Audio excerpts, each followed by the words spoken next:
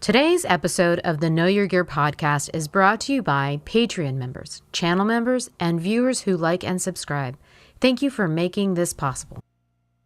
The Know Your Gear podcast. Hey everyone, how's it going? Welcome to the Know Your Gear podcast, episode 365. I hope everybody had a fantastic week and can see me okay. Okay, so let's see. You know, it's funny. I have a new screen for some reason from YouTube, and so we'll just have to get used to it. It's weird how they make you toggle now. It wasn't like that before when you were streaming. So first, let's go into a few things. The announcements is how we usually want to start the show. A couple very important announcements, especially for you guys, is that we are giving away a Gretsch guitar. It's the one right behind me right here. I'm pointing at it. This is a beautiful Electromatic. I did the video yesterday. It's a deep dive video. Shauna went ahead and contacted Sweetwater and said, hey, can we get like a guitar on the channel, do a giveaway, kind of do something fun. And they were gracious enough to send the guitar out. And then I asked them if they would send a case with it, and they did. So it's going to come with a custom fit Gretsch case. So it's basically $1,200 worth of value once you add in all the case and the swag and stuff. And so to enter, you just go to the Know Your Gear podcast website, or you can click the link down below, and you just go ahead and enter. And then when the randomizer pulls the name on the 14th of June, I will personally contact you. I'll be the one. So somebody says the audio is out of sync. Let me check in my settings, because so you know, it's been happening a lot on YouTube, and it has a little bit. Okay, go here. And I don't know if it's something that we can fix. If it is, it feels AI generated. Let's take a look. All right. I'm going to do a couple quick things. There it is. Advanced. Yeah, I don't see that it shows it out. Let me keep looking while we're talking. Hold on. Yeah, because it should be. Hold on. I'm going to do one more thing just to make sure you don't mind. And yeah, it's showing that we're synced correctly. So it might be your internet, or it could be just the internet, and so you go. Anyways, so let's get into the next. So that was the first announcement. The second announcement is first I want to say that Larry Mitchell, if you guys know Larry, of course, Larry Mitchell is going to be in Arizona on the 15th at Zim's Guitars doing a free clinic. So I want to let everybody know about that. So if you happen to be in the Phoenix area, you can go to Zim's and go to a free guitar clinic and see Larry Mitchell. So there you go. And then also there is if you're a patron member, we're doing another patron clinic on the 5th of June at 4 p.m. So it's anybody who's a $5 member and above. We do these. We've been doing them like once a month. We're going to try and do any more, but it's basically a online clinic live where you ask me repair questions and I show you how to do the repairs. And that's pretty much the main thing. Okay, there is also one other thing I wanted to see right here. And then I think the last announcement we have is that just to say thank you to the moderators. I was looking at my list. I have a list. That was my things I needed to cover. Okay. The other thing we wanted to get into was I have some great questions, great subjects that were emailed to me throughout the week. So we will we'll talk about those as well. And then we will maybe even do a guitar of the week this week. So let's go to the first one. I don't know if I want to do an early riser or an emailed question first. Let me grab this one. And because there was a lot of stuff. Let's see. Somebody emailed and asked me if I saw that Fender was doing a deep sales, 30% off, undercutting their dealers again for the Memorial Day weekend, and I guess it's continuing on. And I did see that. It was up to up to 30% up. So I saw that some stuff was 30% off, but sometimes it's was not as much. So I don't know. It's one of those things we've talked about many times on this channel. Now retailers have to compete with the manufacturers that sell to them. And I've said it before and I'll say it again. If you're a retailer and you're having problems with that, what I would suggest is that you don't carry those brands. If you can't compete with them, it's the idea, it's really sprouted from Apple. It's when Apple started selling on their website, Apple stores, and then Best Buy and Target. It's kind of like everybody sells it. Everybody sells the same thing. Everybody sells it for the same price. And then you decide basically by availability what's close to you or whose service you like better, if you like going to Apple, or if you like going to Best Buy or what have you, or what credit card you have. Maybe you have a Target card and you get points. So I think that's what we're going to see in the guitar industry as well. The same thing is that, it's not going to change. So how do I feel about it? I think it's inevitable. Like I said, I think pretty much all, especially large manufacturers, will go direct eventually. And if they're not already, this started when, if you remember about 5 or 6 episodes ago, we were talking about PRS saying they would never go direct. And I said, I understand that, but when everybody goes direct, it's going to be pretty tough to not go direct. So it'll be interesting. The funny thing is that I just keep chuckling when I think of Fender constantly running sales because they're overstocked on inventory. Everybody's overstocked on inventory because sales are down for sure. Now, this is where everybody kind of always seems to be saying freaking out thing, right? They're like, oh, the sales, it's dead. There's nobody's moving anything. No one's selling anything. Sales are still happening. Product is still moving. People are still buying guitars, pickups, amps, pedals, all that stuff. However, they are definitely deal shopping. And so it is hard to motivate somebody if you're not giving them a good reason to jump towards that product. So obviously Fender's taking that opportunity by giving a discount. I just think it's funny because wasn't Fender the one that said they created like 16 million new guitar players during COVID? And I'm like, that's why they're going to be fine. I'm pretty sure that was exactly what Fender said, was they created 16 million new guitar players have entered since COVID, and that even after COVID, sales will be booming for guitars as all these new guitar players are created. And, I don't disbelieve they didn't create a lot of new guitar players with their lesson programs. I'm sure a lot of people learned and love guitar because of COVID. There's a lot of people who got a lot of new hobbies because of COVID. However, I still believe to this day, because no one's been able to show me anything different, that the bulk of sales that happened during COVID were because of hobbyists just buying up stuff, just buying more and more guitars.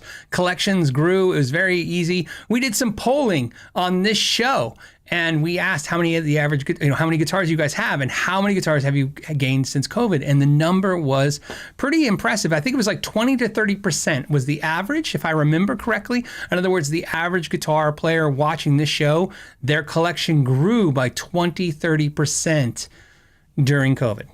So I think it's,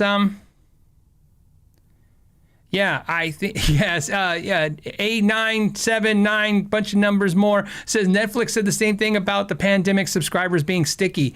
Yeah, it's, the reality is look at, I'm exactly the statistic they're all talking about. I have paddle boards now, I have electric bikes, we go out and do more things now, we get out of the house way more now than we were during COVID, and I'm not really as interested in buying as many, new guitars as I am doing other things. That's for sure. So it's definitely the change, but it's how you adapt to the change. That's what I think we're going to see. This is a segue into something that's probably more important. We're going to see exactly what we're seeing now, which is, and I mean this again with care, always with care when I talk about this, but we talk about, Sam Ash's bankruptcy and the stores closing.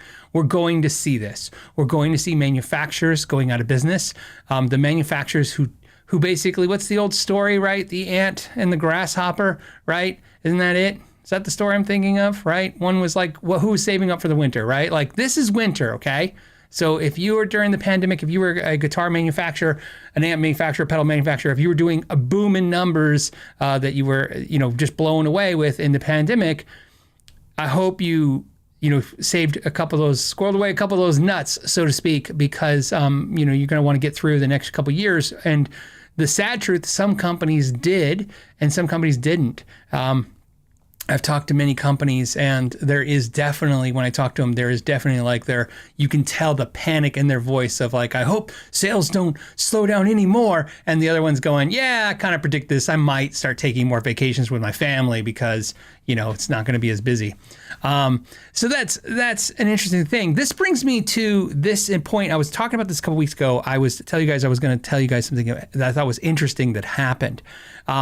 So it wasn't publicly announced, but obviously I heard it first as a rumor, and then I was able to go and basically try to qualify and verify this rumor. And what it is that Sweetwater has purchased Gator Case Company.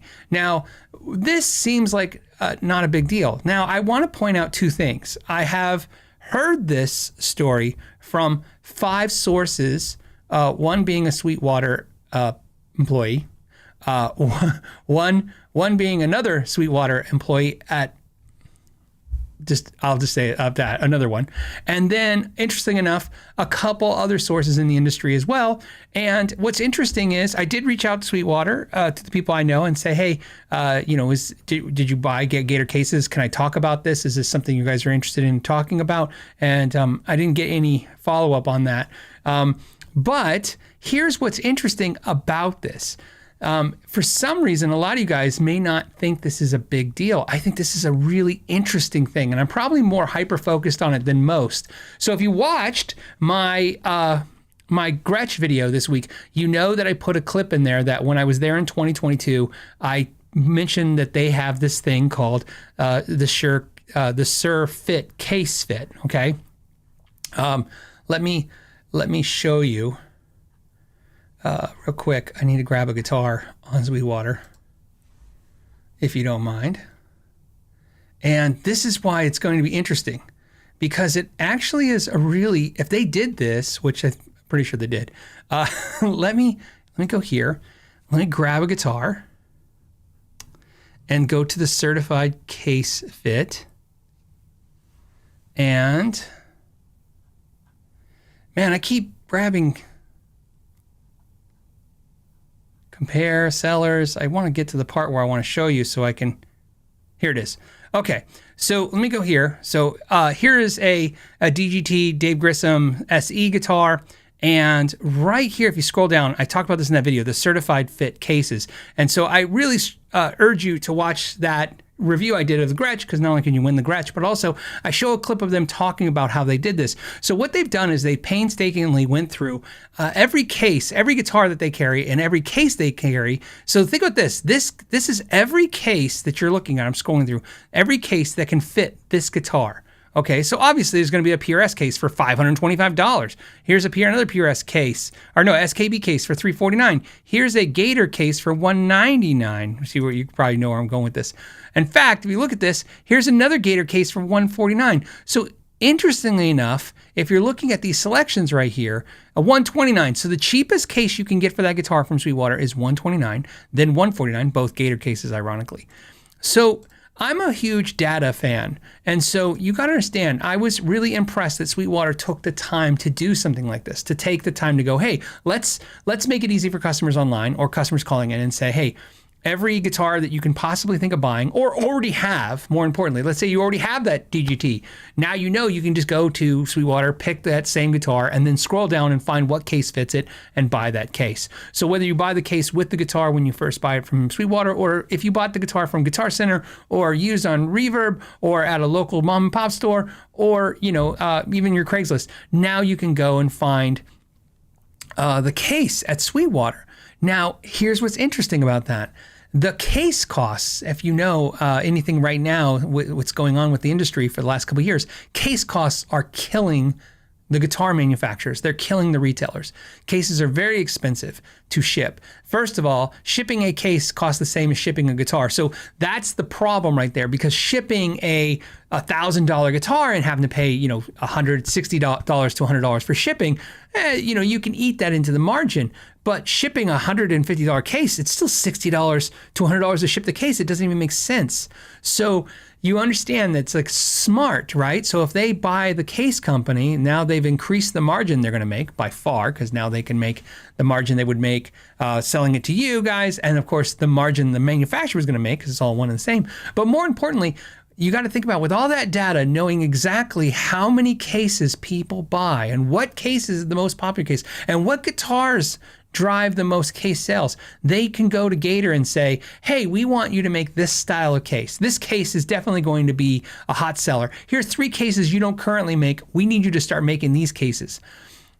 If you think about it, unlike Thomann, who basically made Harley Benton and said, hey, we're just going to knock off everybody's guitar, manufacturers aren't even going to probably think about this as being a big deal. Like, who cares, right? PRS really isn't in the case sales business, so neither is really Fender. I mean, they sell cases and they have special cases, but they're not going to care if you buy one of their guitars and then buy a Gator case versus their case. It's not really a sale loss that they're going to kind of quantify. But so Sweetwater can scoop up those sales, but more importantly, drive down some of their costs, makes them really competitive for other online retailers or even retailers as a whole, because they can, how easy is it now? If you want to buy a Dave Grissom ESE, now for $129, you can add a foam case to it, and it's going to fit because they've tested it. If you watch, they actually test them. They drop the guitars, they do everything. So they certified, they say this is not only case is good for this,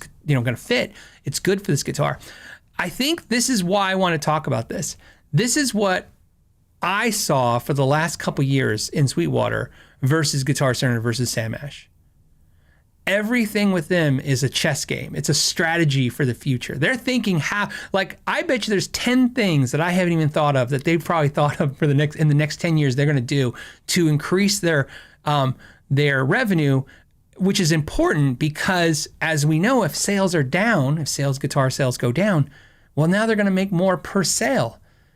So instead of freaking out about how to get your sales up, which they're probably still doing that because they still want their sales up, they can make more, they can net more per sale, which is going to be very hard to compete with.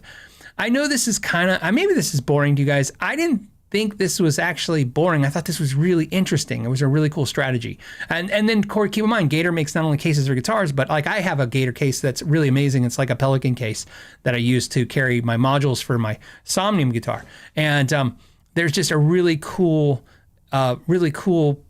smart move, I think, is what I'm trying to say. So I mean, this is a really smart move. I want to say I'm really impressed by this. So I thought I'd share with you guys. Now So next time you're talking to somebody at Sweetwater and they say, hey, how about getting a Gator case? You might know why.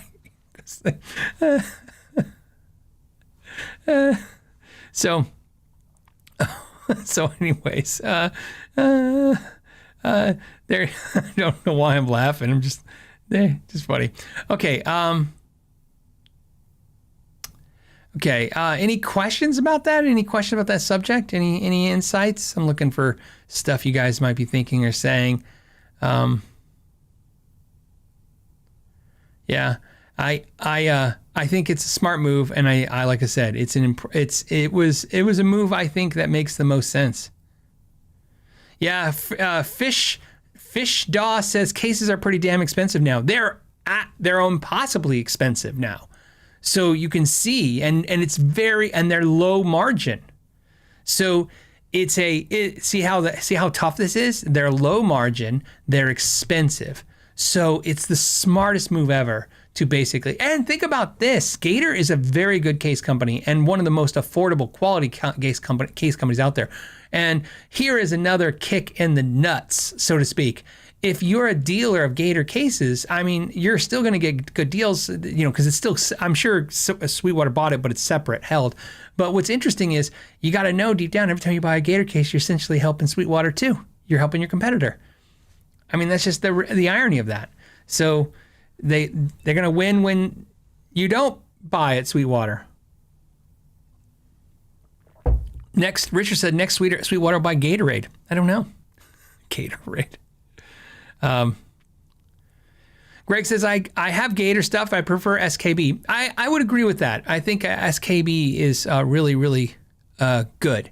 Derek says Gator cases are rubbish. I have a few Gator cases. I think my thought process on Gator is like, there's TKL, which I really, really like. Their cases made in Canada, very quality cases. SKB's very good cases as well. I really, really like them. And then Gator cases. And I would say that out of TKL, Gator, and SKB, my appreciation of them, or what I think of them, actually matches their pricing.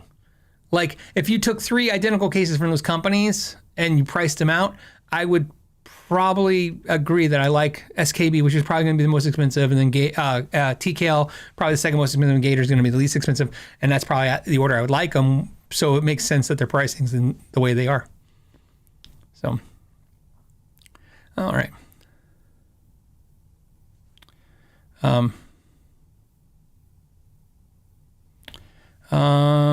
Let's see. Derek says the way they're constructed is poor.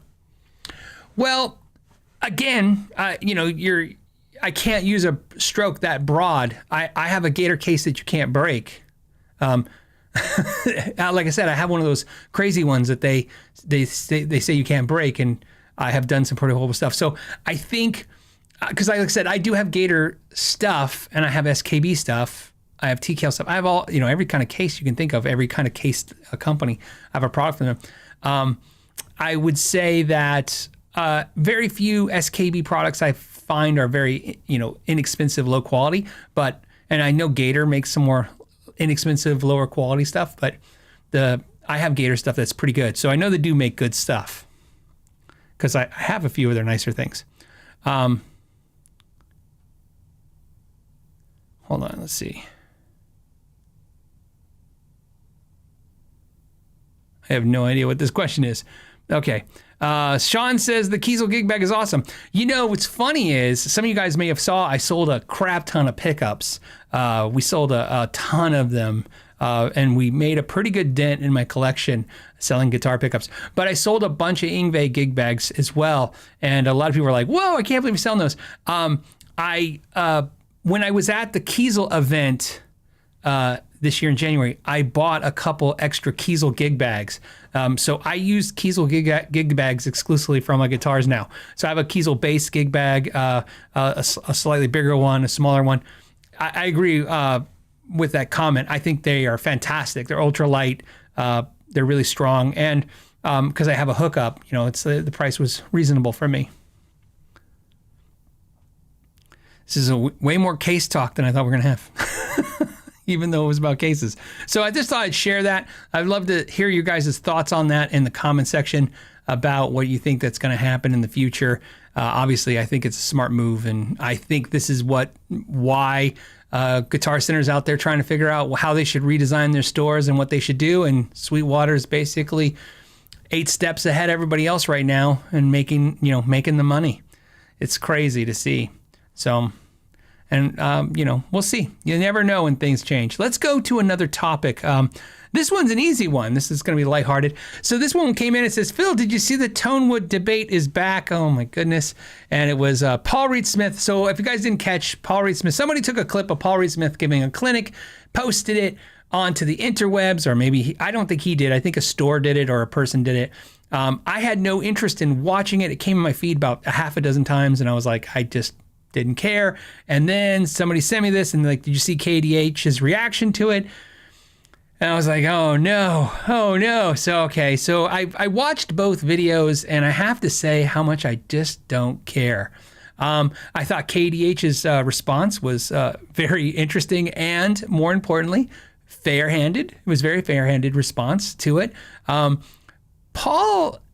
Paul, like I've said this before, I'll say it every time over and over again. I believe that whatever Paul says, I believe he believes. And I've said this before. I'll tell you, just so you guys know, if you haven't caught the episodes where I've talked about this in the past, the reason why I say that is one of the things that's happened in this last 7 years of doing YouTube is that when I interview, screw interviews. When I talk to people in this industry, when I talk to other YouTubers, when I talk to manufacturers, when I talk to people off the record, when I talk to people personally, we have a lot of personal conversations that are not related to what we talk about here, right? You can imagine when I'm around a lot of other YouTubers, when I'm around when I'm around Paul Smith or Jeff Kiesel or something like that, we don't talk so much gear as we do talk business, because we talk about social media and YouTube, and we talk about guitar, and we don't talk repair questions. We talk, the industry.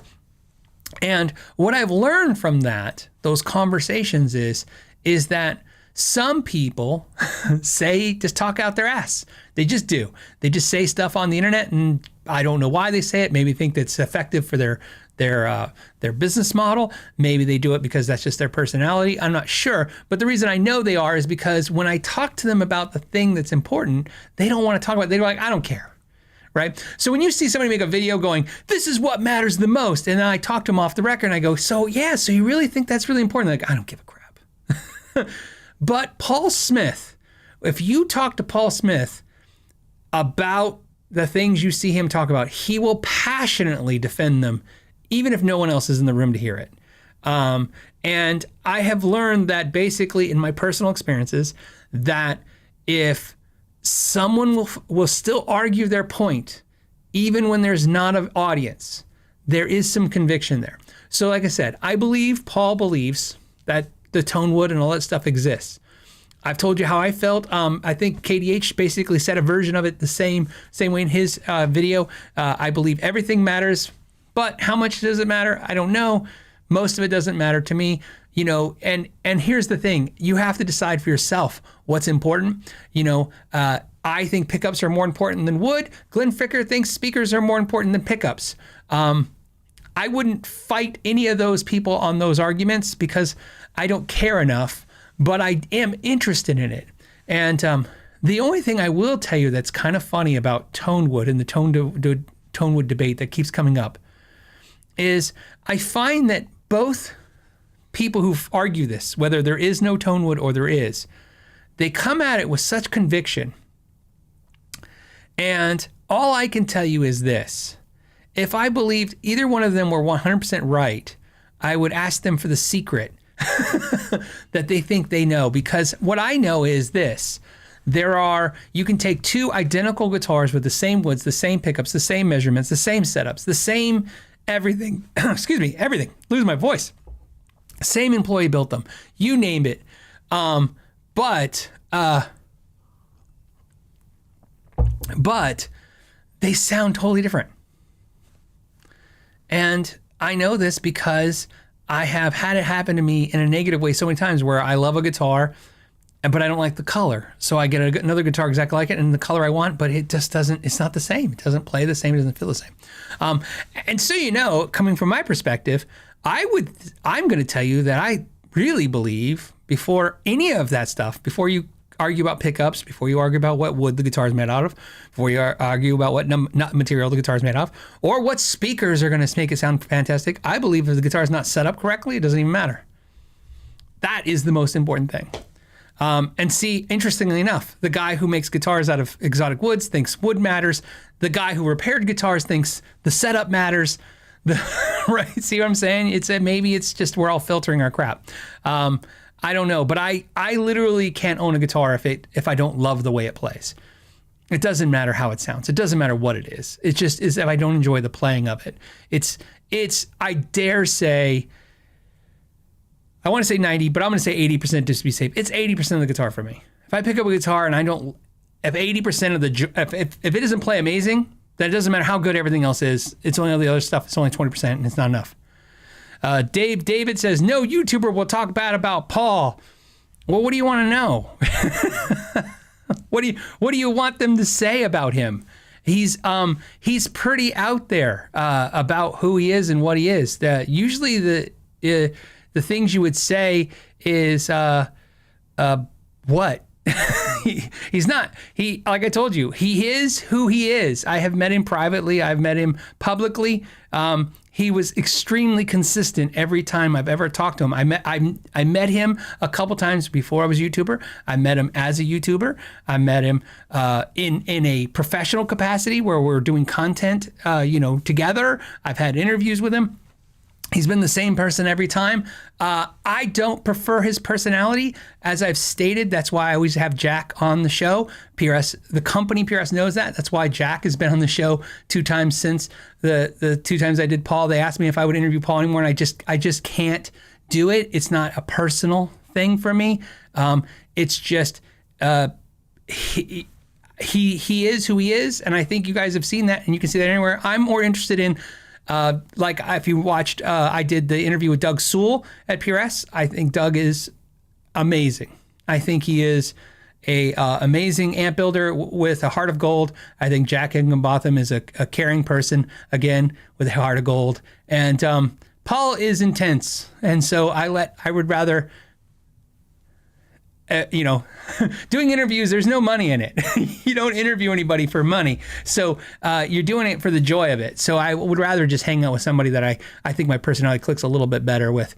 So that's how it works. But I don't know why anybody would talk crap about Paul. I'll tell you this, anyone who does, when he passes away, they're going to immediately probably start lying and saying, oh, I knew he was a genius and amazing, because he will be the Leo Fender of our time, for sure.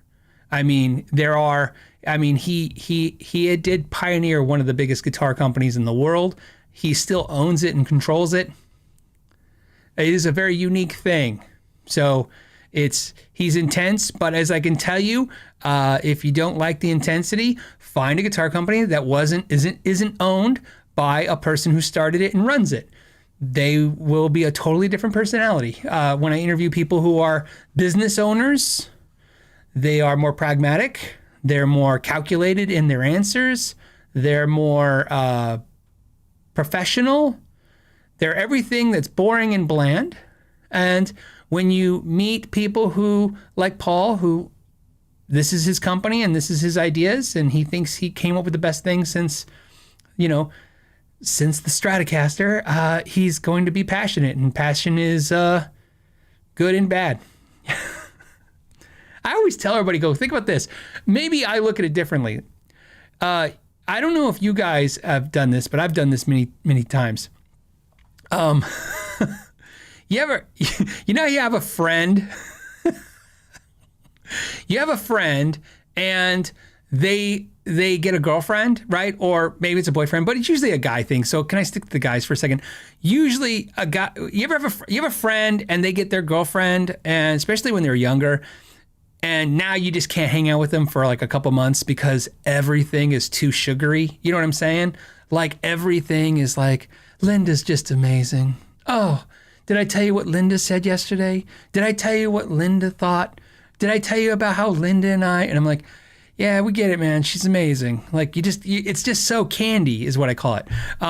That's how I see people like Paul, and then hyper defensive, right? Like, oh, well, Linda, did you see Linda's amazing dress? I'm like, it was nice. She's like, nice. It was the best dress at that event, right? So people who are really passionate and in love with things tend to be a little too candy, which is why when I'm emotionally too excited about a guitar and I do the video, I sometimes now wait and wait and wait. You guys get upset because you're like, why haven't you done the video yet? And I'm like, because I know it's going to come across like that. I'll be like, isn't this guitar amazing? Isn't it?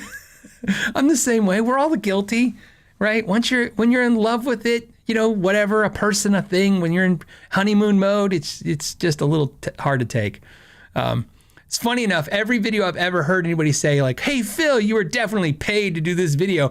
I always look and I go, oh, I wasn't even paid. And the product wasn't even given to me. But I get it. I never get offended by it because I'm always like, yeah, I get it. I was probably a little too intensely in love with it and I pulled punches because I was in honeymoon mode. So I try not to do honeymoon mode right away. Lee says, is it Candy or Linda? I just made up the name Linda because I never had a friend with a girlfriend named Linda. that's why, one of the things about a show like this is you're always worried, like, I don't want to bump into somebody next week and them go, I saw you were talking about, was that about me? I'm like, no. Oh. Alan says your mom's name is Linda. I'm sorry, man. I had to pick a name. I'm sorry.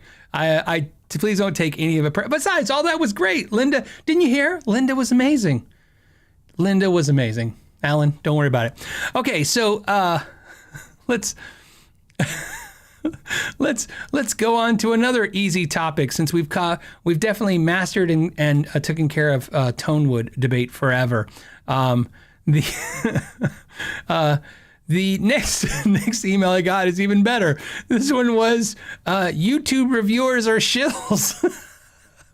I hope we're just going to skim through this stuff, okay? This is the stuff that so you guys know, I tend to not just grab every email, as you guys know, that comes in, just like I don't grab every question I see here. But when you guys hit me with too many the same thing over and over again, I go, this must be a subject you guys want to talk about. So apparently what happened is, if you guys didn't catch that, Fluff did a video where he was like, hey, YouTubers are shills. And then Henning Pauly did a video as well, talking about YouTube reviewers are shills.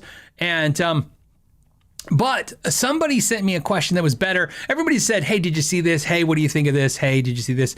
And what's interesting is somebody sent a really interesting little tidbit question. It says, did you see the thing about YouTube reviewers are shills?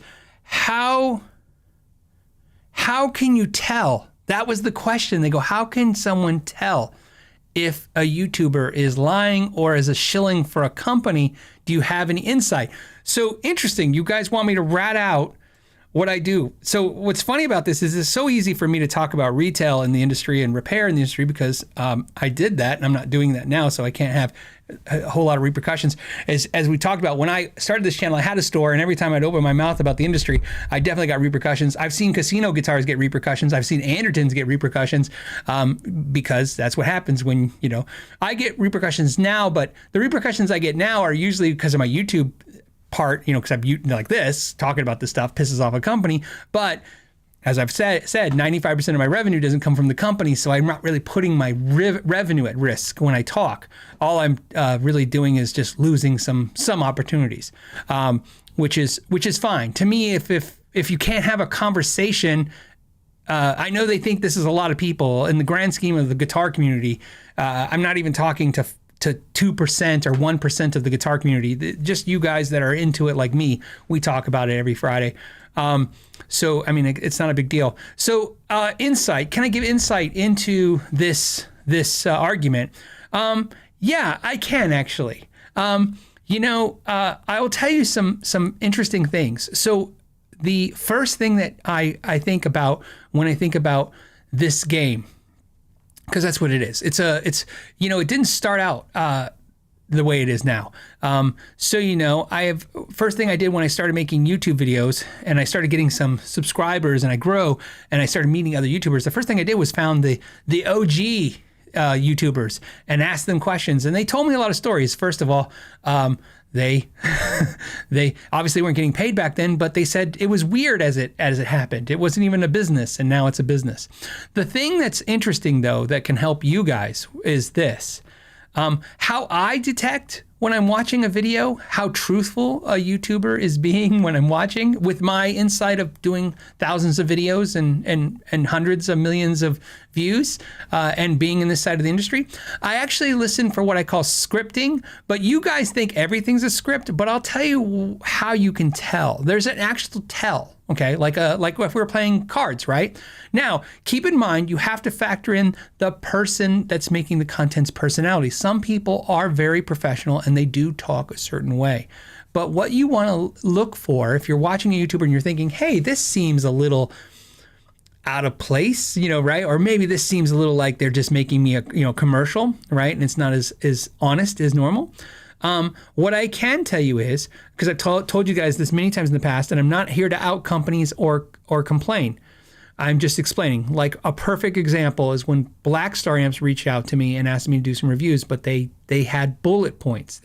They did not have a script, but they had key points that you had to say in the video, and I refused to do the video. And they were very nice. They said, we understand. And so that was the last time I ever did a video for the Black Star people, because I can't do the bullet points of scripting. It's against my policy to do that. The reason is because that's how I usually detect somebody is doing something a little bit hokey to me. And what I mean by that is, here's a good example. Let's say, I'm gonna give you a scenario. Let's say that everyone calls the Strat bridge a Strat bridge, right? And they said, hey, this new Fender Stratocaster has the Strat T1000 Stratotonus bridge trademark, right? You can tell because companies have very signature things that they want you to say when they give you bullet points. They go, you must say it like this. There was only one time that I had to follow one of these bullet point scripts thing, and it was when Sweetwater did the Guinness Book of World Records for the world's largest pedal board. Now, when they did that, they involved the Guinness Book of World Records, and I had to sign all this paperwork, and it would basically, what it said was that, and I'm trying to think right now because I don't want to violate any legal obligations I had then, but it basically said that whenever I mentioned the Guinness Book of World Records, I had to say it exactly like that. I was not allowed to say World Records, the Guinness Book, a world record. And there was also some other verbiage. If you go back to that video, it's still up. You can see me saying it, and almost like I'm talking like I am now, and then I'm like, anyways, it was really good pedaling. It was the Guinness Book of World Records, right? Because they were like, this is very important that this is their trademark name, and that is the way it's to be said. And I did that because I was like, well, that didn't feel like to me, like not a big deal, because it wasn't like I was reviewing product or anything. I was just sharing that they got a Guinness Book of World Records, and I was sharing the part of the pedal board that they sent to me. But you can tell scripting in, not that they're saying all the same things. Everybody who says the same thing, they're like, everybody says the same things on the channels, and therefore it's a script. No, I mean, generally, how many different ways can you describe a guitar? I mean, people are going to overlap. But what I find is all of a sudden you can tell when all of a sudden they're using marketing jargon. There was a great discussion outside of the guitar community about Disneyland and about the Disney Hotel.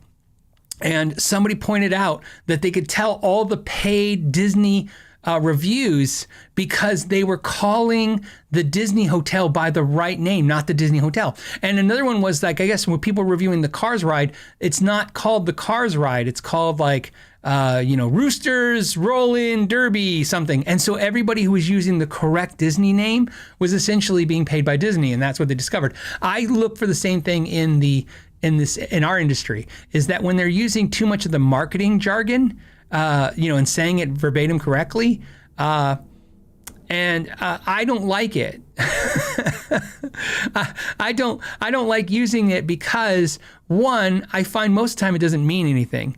Two, it's because they usually are using this jargon. Like a good example is, I tell companies all the time, one of the things I love is that I can pick up a guitar, like a Dean guitar, and go, hey, this neck feels like a Fender Strat neck. They can't say that. They're never going to say that. They're going to say, we invented the Dean Awesome Fit neck joint system, right? But I can say, hey, man, it feels like an Ibanez.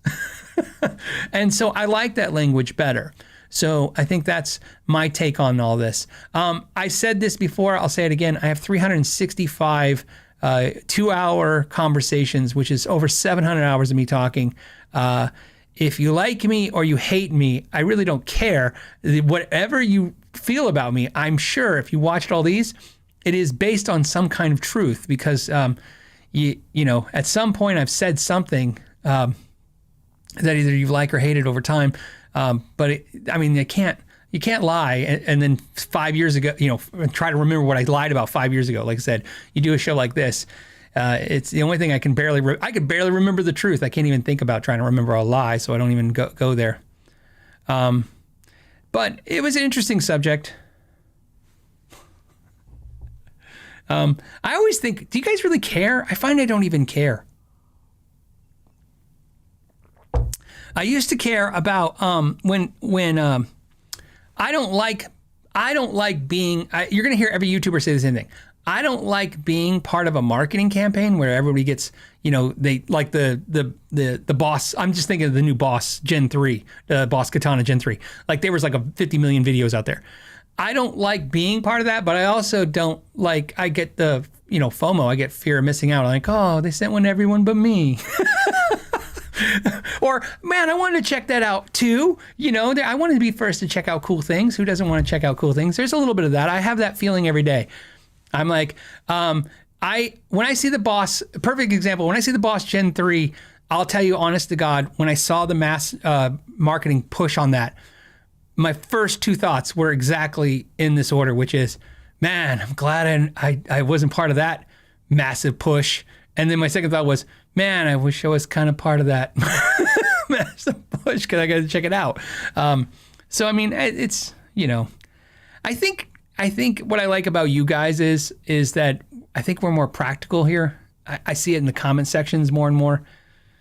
It's, look, I don't think anybody at this point is confused what's going on out there. But if you are, we're always willing to talk about it. But I don't know.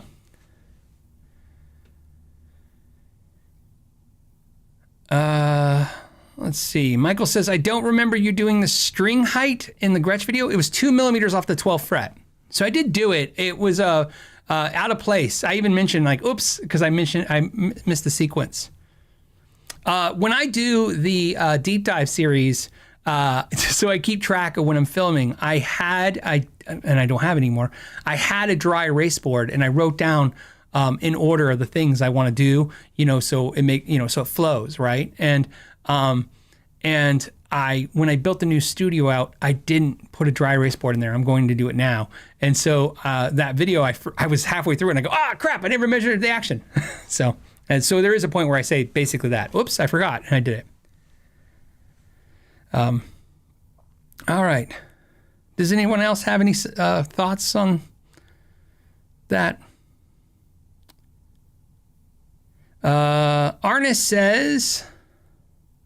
says, hey, Phil, did I see the new Heritage H150 behind you in the Gretsch deep dive video? You did. So, is it time? Let's do it a little early, if you don't mind. We're going to do... Now it's time for Guitar of the Week.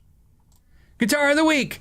So, as you guys know, Heritage sent me a beautiful guitar that was just amazing in every way, except for I didn't love the frets. And so instead of taking my guitar and saying thank you and doing a video, I sent them a thing saying, I'm sorry, I don't love the guitar. I'm going to send it back. And they said, okay, let's make you another one. Now, here's what happened. So let me give you the follow-up on that. So I'm going to share the guitar with you. This is the new one. So they sent me a new one. Now, I know some of you are going to go, what happened to the old one? It's in a box downstairs. It's supposed to go back. So it's got a label on it and ready to go. Although, I'll talk about that as a cliffhanger at the end. But let's just talk about the new one. So what is this? So if you guys didn't know, let me go back because I have a little... because I know you're going to ask me some questions and I won't remember, so I want to make sure I remember. This is a Heritage Custom Core H150. Look at that top. Ooh. Now, what's funny is when they made my first one, it was in the Dirty Lemon Burst, which I loved, and they said, hey, we're going to make the second one. Do you want to change the color? And I was like, yeah, sure, why not? So basically, we went with a Sunburst. This is a Sunburst. It looks kind of Cherry Burst, but it's Sunburst, I believe. It's the same specs as the other one, which has their pickups in it. Let's cover that for a second. So what do we have? We have the 50s C-shaped neck, like we did on the other one. We have a mahogany body. Look at that. We have vintage gloss nitro cellulose lacquer finish. This is made in the Kalamazoo shop, or factory, I should say, where they originally made the Gibsons. It's a set neck with a 12-inch radius fretboard, 22 but not their frets. This has 22 Jescar 50085 nickel silver frets. So these are basically more jumbos. They're jumbo nickel Jescar frets. I shouldn't say medium jumbos, they're jumbos. It's got a bone nut. So the only specifications that are different, and hold on, I want to go to the screen where I can see you guys talking. The only specifications that are different than the last one, the one they sent, is that the frets are now large. They're large and in charge. Look at those. You can see how big they are. This is also weight relieved. However, this guitar is slightly heavier than the other one. The other one was 7.5 pounds. This one is 7 pounds, 13 ounces, almost 7 pounds, 14 ounces. So it's just under 8 pounds. So light, but not as light as the other one. The other one's like a feather. And this one, of course, they picked out another gorgeous top, but this is their custom core series as explained. What's funny is Rock Evolution said no stainless, pass. I could have asked for stainless. They would have done it. I didn't care. Like I said, I prefer stainless, but in this case, I was like, let's just stick vintage. It's a vintage guitar. Style guitar. I'm gonna stick vintage. Okay, so what's interesting though is that first of all, this guitar is very expensive. This is their equivalent of a Gibson R9, which is a Gibson would charge anywhere between $6,000 to $10,000 for that guitar. This guitar comes in the $4,000 price range, which is considerably less than Gibson, but still super crazy expensive. However, here is the good news. For those of you crazy enough to want it, if you contact Heritage, they will also make you one like this. They will make you one. Remember, I was telling you guys they did this with the but they said they weren't going to make it available.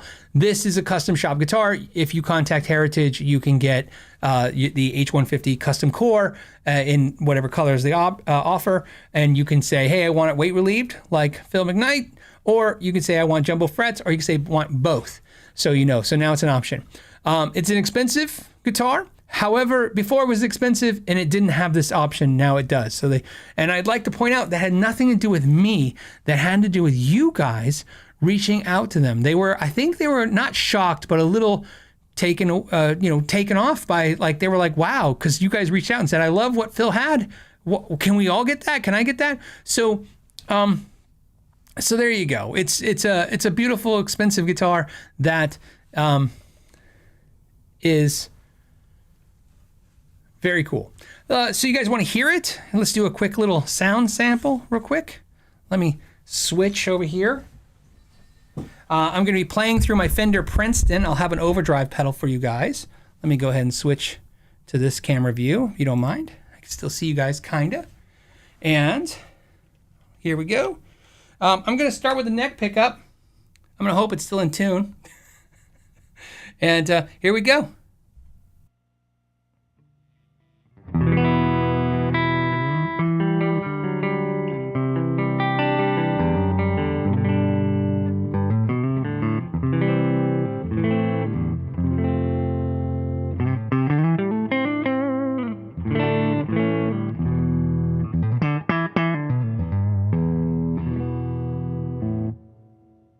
Okay, so now what I'm going to do is go to the middle. Okay, we'll just give you a middle of the clean. This is through the Princeton again. Oop, little sour on that. Let me tune it up.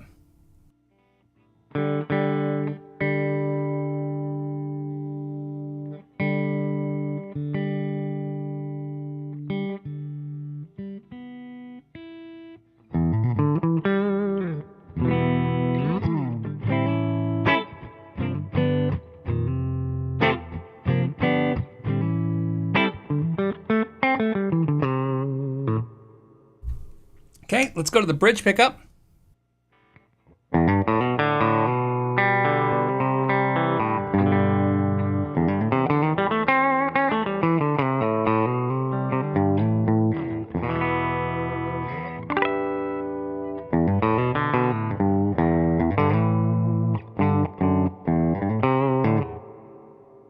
And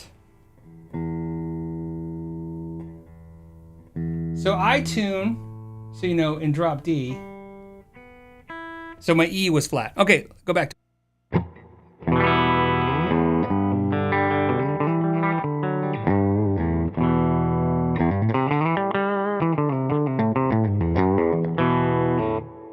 Okay, now let's go ahead and I'm going to switch to a light overdrive and a little delay, and then we'll just kind of wrap this up.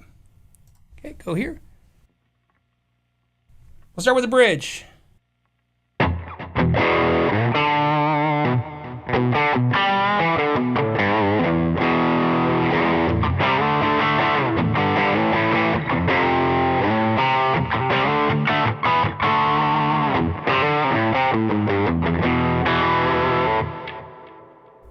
and the neck.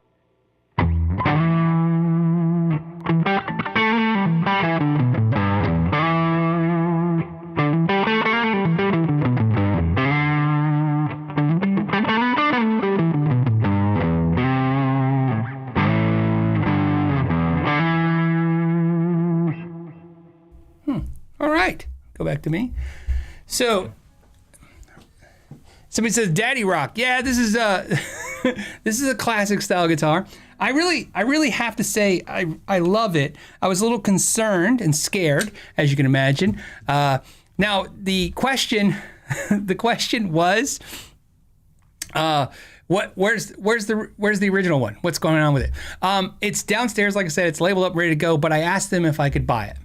And the reason being is that I really have bonded with that one, and I of course, if I keep it, I'm going to refret it with some jumbo frets. And this is where you're probably gonna, I don't know what your guys' reaction is gonna be. I decided I want to keep both heritage guitars and get rid of all my Les Pauls. Nothing against Gibson. I still have my ES-235. I still have my SGs. I still have my Firebird. I love Gibsons, but I absolutely love this guitar, and I like the other one for a different reason. They're totally different sounding instruments. Same pickups, same necks, same guitar wood, same everything. But there's just something about the sound and feel of them both that I'm just drawn to. So if they let me buy the other one, I will sell my Gibsons and get that one. So we'll see. Otherwise, it's going out Monday morning. I figured if I haven't heard from them by then it'll go back to Kalamazoo. Maybe they'll sell it to one of you guys. I don't know. Or maybe they'll do something with promotion. I'm not sure.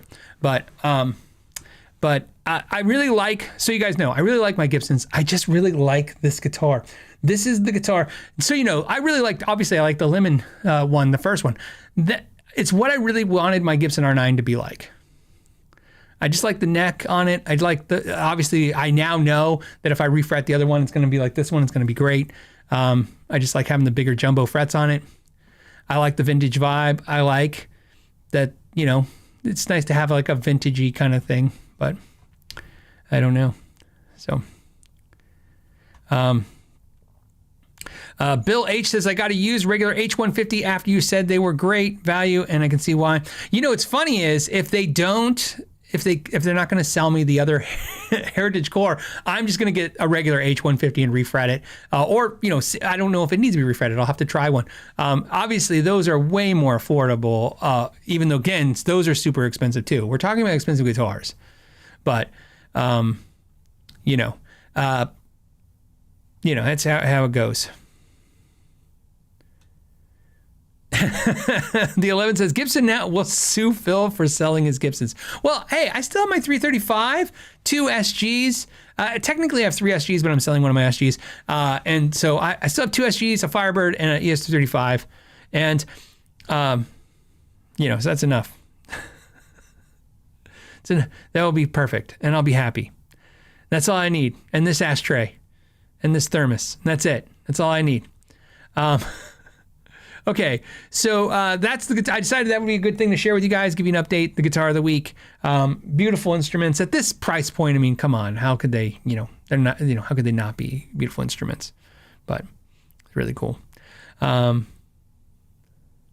Okay, let's go to another question. First of all, am I checking?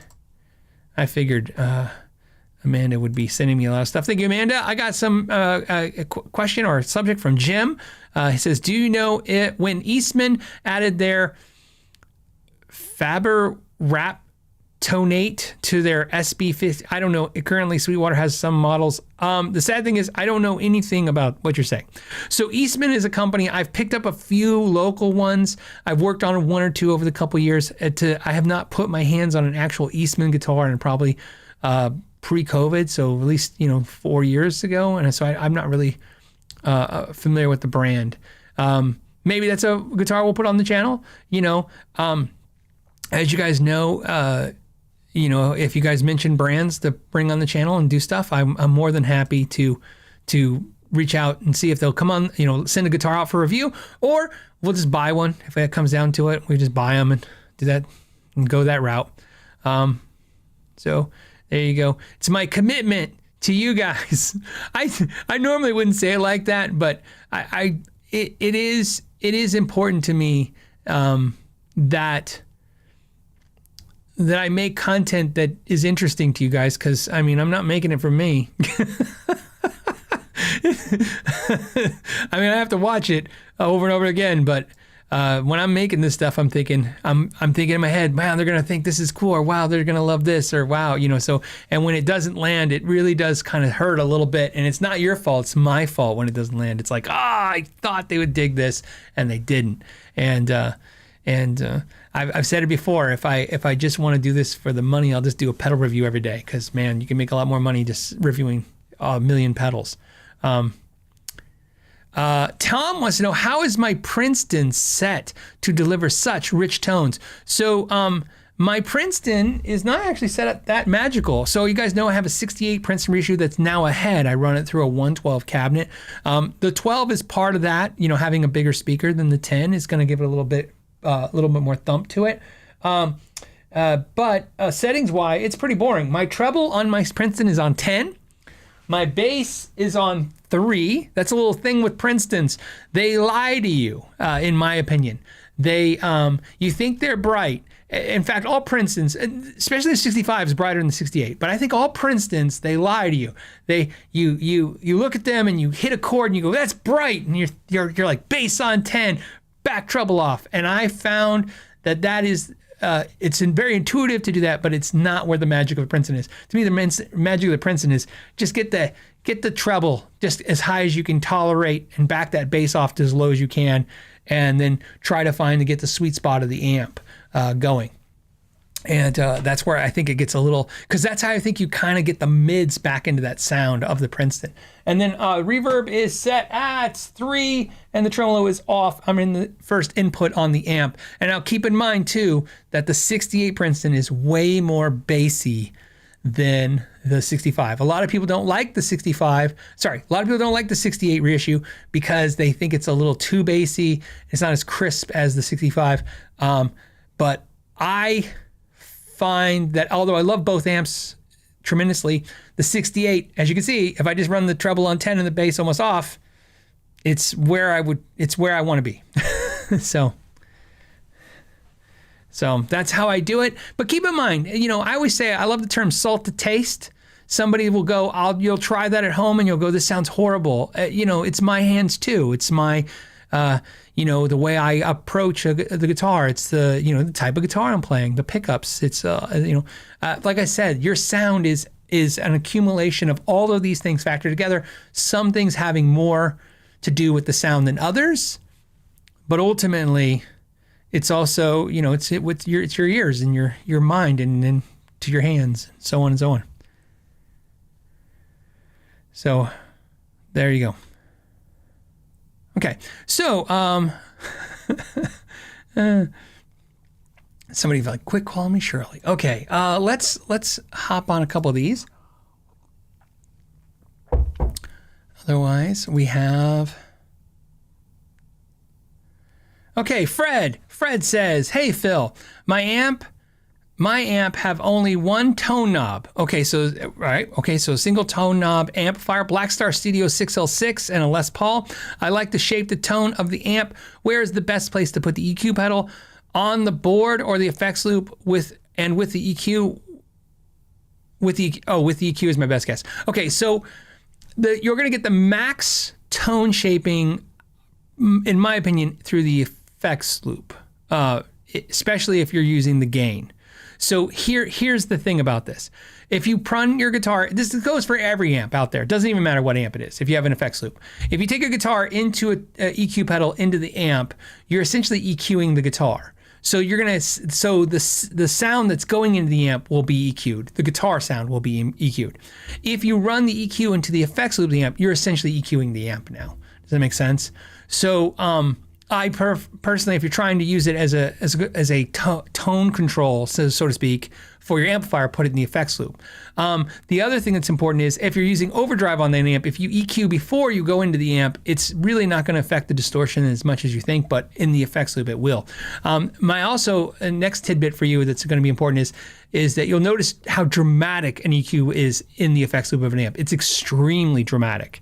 A little goes a long way. So make sure when you start out with your EQ, run everything flat, and if you have a level control on that, make sure you're at unity gain. In other words, unity gain is when the pedal's on or off, it's the same level. Start there with the amp, and then think about like just little teeny adjustments go really long ways in the effects loop. I mean, you can do whatever you want, but I just don't want you to go like, whoa, because it's really going to be intense on the low end and on the high end and the mids when you're messing around with it. So little goes a long way. Think of an EQ pedal in the effects loop as really, really spicy hot sauce. Just first try the taste and then add a little bit more as you go. I have no idea how to read this name, so I'm just going to call you Alphabet. That's what drill sergeants did in BASIC when they couldn't say somebody's name. They're just like, Alphabet. So Alphabet says, can I use Music Nomad crowning file to fix slightly high frets, or do I need to level them? You can. I wouldn't. You really want to get a leveling file. It's not an expensive file, and it really goes a long way. So I would get a leveling file. That's my best advice. Can you use a crowning file to level fret? Well, of course you can. I mean, think about this. Now, if you don't have so this is what I love about the podcast. Okay, it's not polished, it's not perfect, it's just conversation. Here's something that can happen, and that's really cool to know. Most factories around the world that build guitars don't use a leveling file.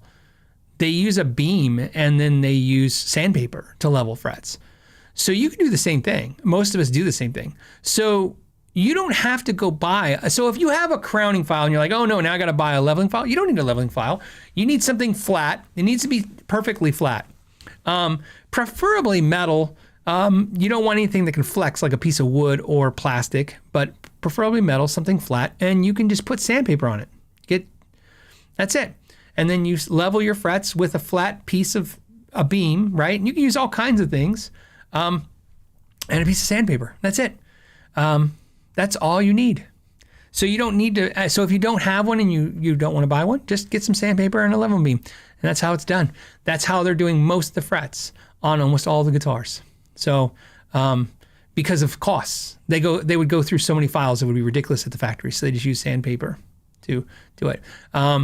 If you watch most footage from the factories I've done, and even some of the guitar videos where I've shown footage of them working on guitars, you'll see a lot of times they're just using a leveling beam and without a file on it, with just sandpaper on it.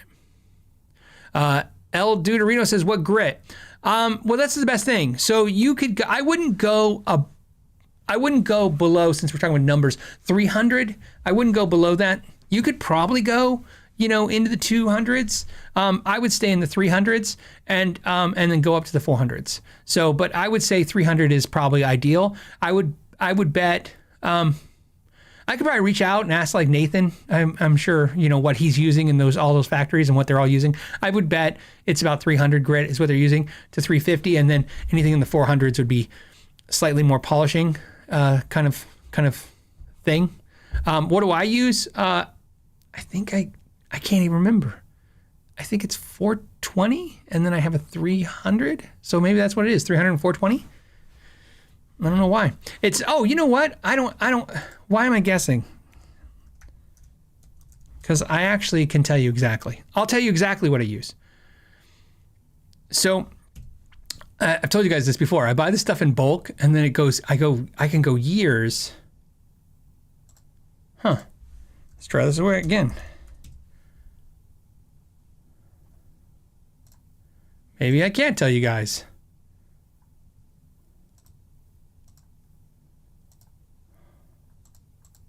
Okay, hold on a second. Yeah, I can't, because it won't let me search the internet. Okay, so let's try this real quick. Hold on a second.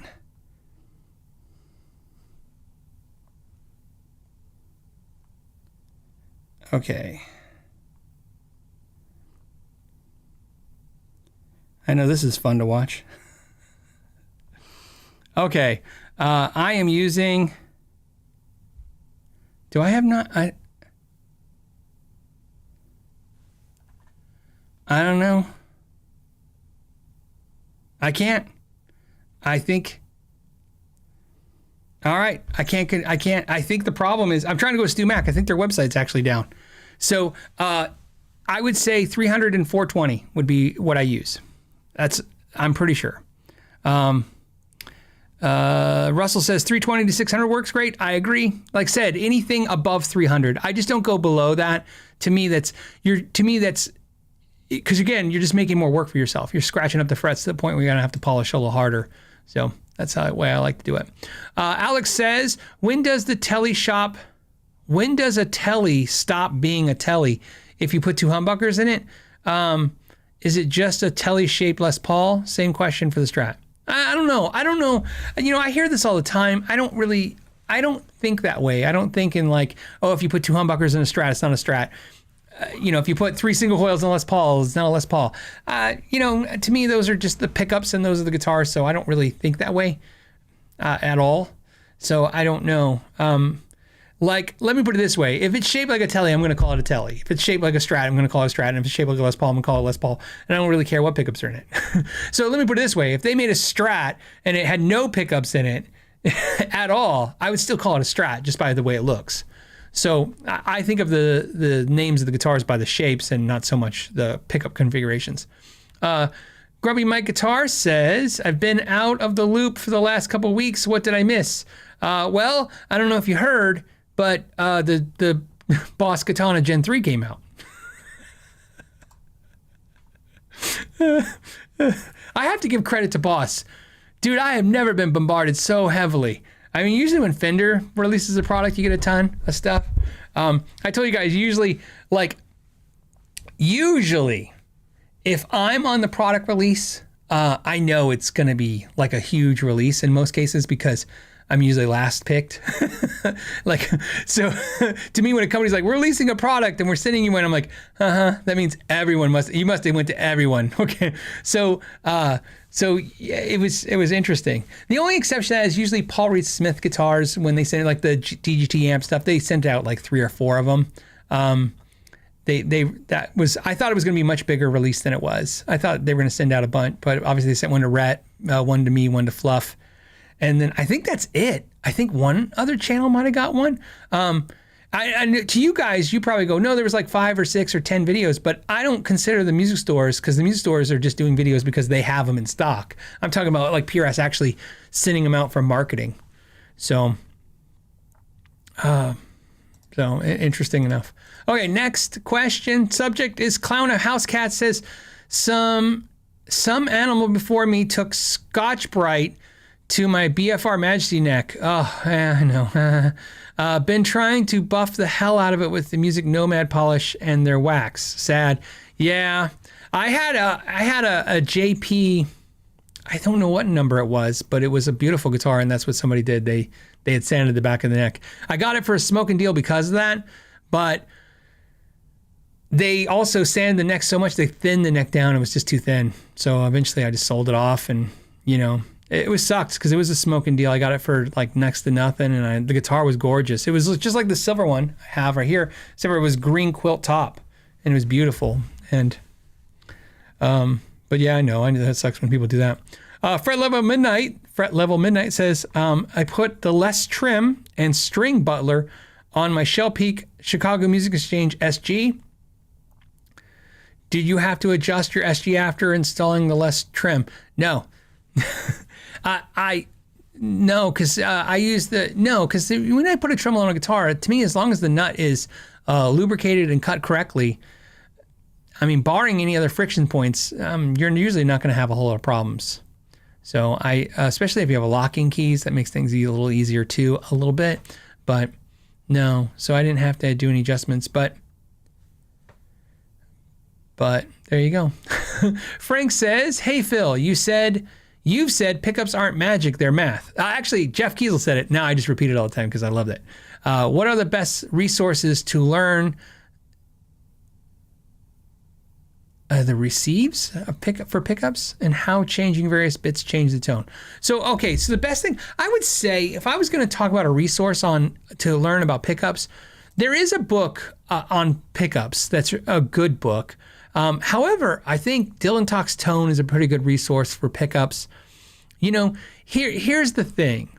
The difference between somebody like Dylan and somebody like some other, you know, I'm trying to think of another just general builder of pickups, is that Dylan is really interested in reverse engineering and looking at them and understanding all the different nooks and crannies of the pickups. I'm really interested in understanding them, and that's why I amassed this huge collection of them to learn all about them. And I feel like I have learned a lot about them.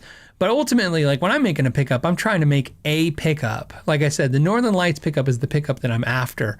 And once I kind of made it, I was done. Like I don't have any instincts to go, okay, now I want to make a different style pickup or a P-bass pickup or a J-bass pickup. Like, no, I made a pickup and I really like it. And so what's they say? Necessity is the mother of invention. I tried to get a ton of companies to build my Northern Lights pickup. I had never wanted any kind of signature product before. As you guys know, the only signature product I currently have and ever had is the Kiesel PM Delos, which is right over here. That's a signature product for me with Kiesel.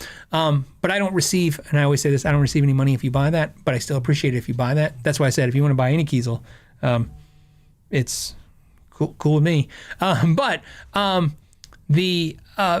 pickup,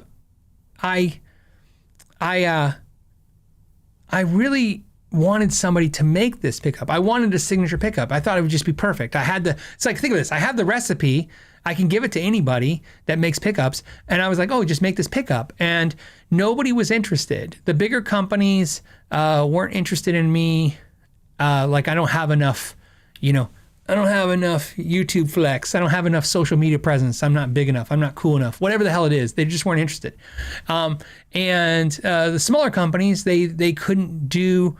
Some of them couldn't do the volume, because I was thinking, like I told you, in a perfect world, I would love to make a Northern Lights pickup that's $99.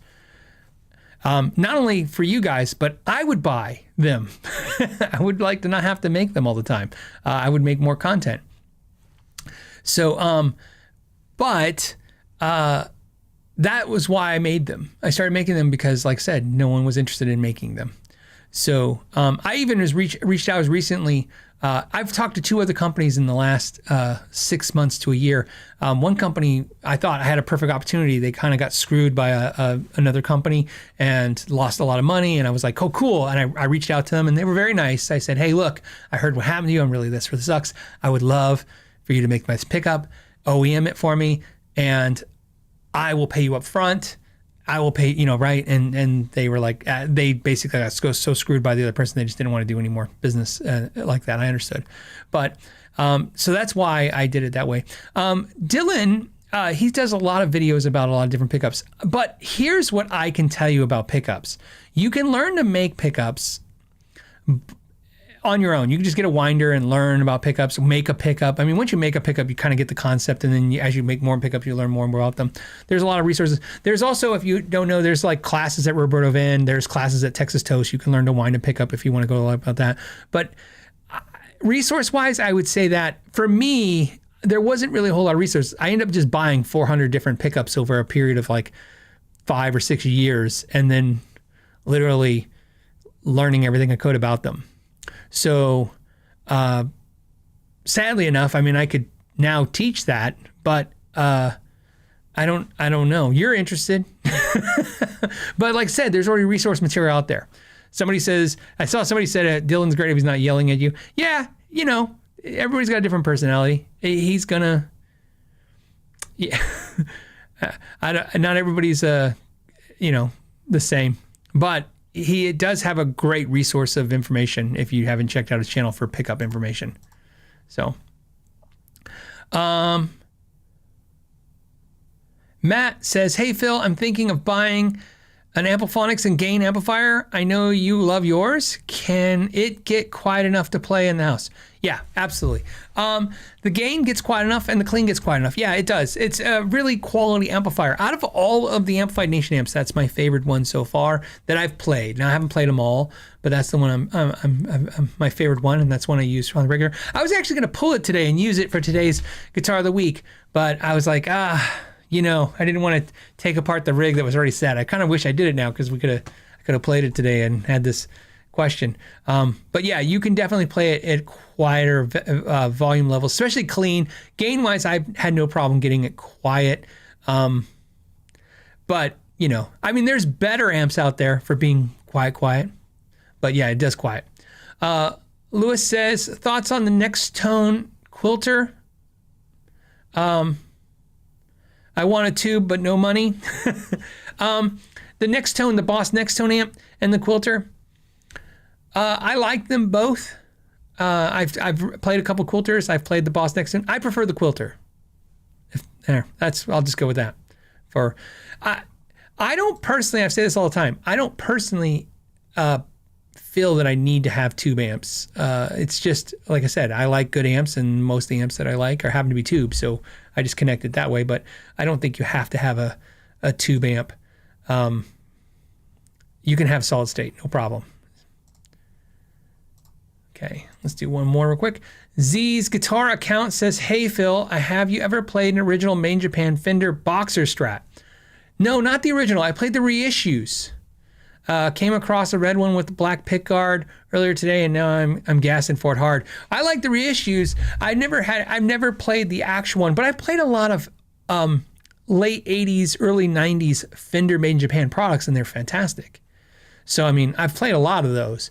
So I would imagine it's in that same vein. That's really the heyday of the Made in Japan time, right? It's the late 80s, early 90s. They were really think about this. They were making guitars so good that Fender and Gibson were going to go out of business. So, that's why Fender did it. That's why Fender made guitars there. They were like, they can't beat them.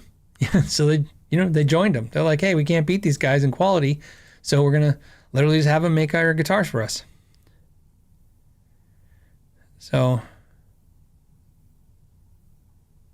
okay. All right. And then let me go to another one. Amanda sent me this one.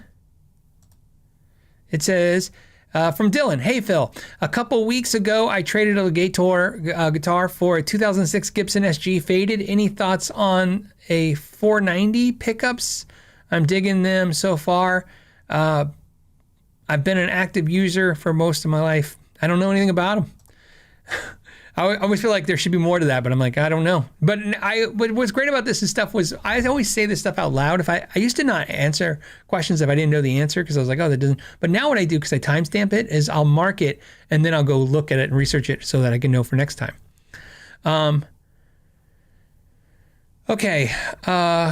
This one says, are you a fan of boutique amps? The boutique kind of amps or the company boutique amps? This says, I just reviewed the TWS Single 6 on my channel, and that thing ruined all other amps for me. Do you have any favorites? No. So I love, boutique type expensive amplifiers. Obviously, I've owned so many, man. So here's where I'm at with the journey, and some of it is because of the YouTube channel, and you just feel this need to learn and show and do, having owned Two Rocks and, Tone Kings and Amplified Nations, and I don't know, I can go on, Divided by 13s, 65 amps. I'm trying to think of, some of these I'm like, are they boutique? I don't know anymore. Right. I've never owned like a Train or a Dumble or anything like that, but I've owned a lot of boutique amps, type amps. I consider the Friedman amps in the boutique genre. I've owned a ton of amps in all kinds of expensive ways, and small builders and bigger builders. Dr. Z, amps. I've owned 3 different Dr. Z amps. here's where I ended with it all, if it helps, on the amps. I ended in the same place I ended with the guitar. It's that I'm glad I did it. I'm glad I bought them. I love that I enjoyed them. And like you, I could say that, yeah, that one amp was a little bit more magical. You know what it is for me? They're always a little bit more, just a little bit more magical, a little bit more, you know, something. And it's kind of like, I kind of feel like, and I say this because it's the only way hopefully it makes sense. I feel like a guy, like if I won the lottery and then probably the first month, maybe I'd go to all these really expensive French restaurants and I would drive a Lamborghini, and then find out on the second month that I really just want a pickup truck and I just want to go to, Texas Roadhouse. Or some other steakhouse. I don't know. You get the idea. So that's what I'm just saying is I found myself always coming back to my Fender Princeton or 65 Deluxe or Hot Rod amp or, you know, something that's a little bit more agreeable. Same with the guitars. I really feel like I really find that the guitars, for me, my sweet spot is guitars that cost me about $1,000. I'd say anywhere between $700 to $1,200. Every guitar that I've spent about that much money on, I absolutely still love them to this day. And I pick them up, I play them, and I pick up some of these exotic guitars that I now own. And I, like you, I go, man, there's just something about this exotic guitar. It's just a little bit better than that other one. But then I come back to that just a little bit better. And that's where I come up with, you know, every time. So I'm not against high-end stuff. I love it. I'm not against low-end stuff. I love it. But, you know, I just found I'm right in the middle, meat and potatoes area of it. So that's, if you notice, I keep pulling out my Princeton again. I've been pulling out for years. So I just like it. So, but interesting, TWS, I will check them out. Very cool. I will say this though. One of the things about boutique amps, and this is probably the important part to say, they are amazing. It's just, I feel like I'm not utilizing them. You got to get them to a certain volume to get the magic. And I'm usually playing so quiet. I'll play as quiet as I can. So, I mean, you can't see it right now, but right to the right of me is a positive grip Spark. So obviously I was playing the Spark recently, you know, and I have the Yamaha THR30. I'm still plugging into those all the time because sometimes I'm like, it's just easy. I don't know. Okay, so Mike says, hey, Phil, one of my Les Pauls has dents in the frets under the lighter strings from use, but it plays fine. Should I have it crowned and leveled or wait until it's an issue? You don't have to have it crowned and leveled, but polish your frets. So when you have dents in your frets or worn spots in your frets, and there's not an issue, you're not getting any dead notes, you're not getting any buzzing, if you crown and level, you will lose fret material. So you remember, even most fret guitars, you're only going to get 3 crown and levels in its lifetime. So if you don't feel like you need the crown and level, and that's what I think you're basically saying, don't do it. But definitely get a steel wool or get a polishing pad. You know, I have a whole video on I tried all 12 different polishing systems. Just pick whichever one fits in your budget or you have, and polish your frets. And the reason I tell you that is that will help your frets last longer. And also, sometimes you have divots that they get grittier and because they get, you know, gunk in them and stuff. So just polish them. Polish your frets. That's it. And you'll notice they even play a little better. Just polish them.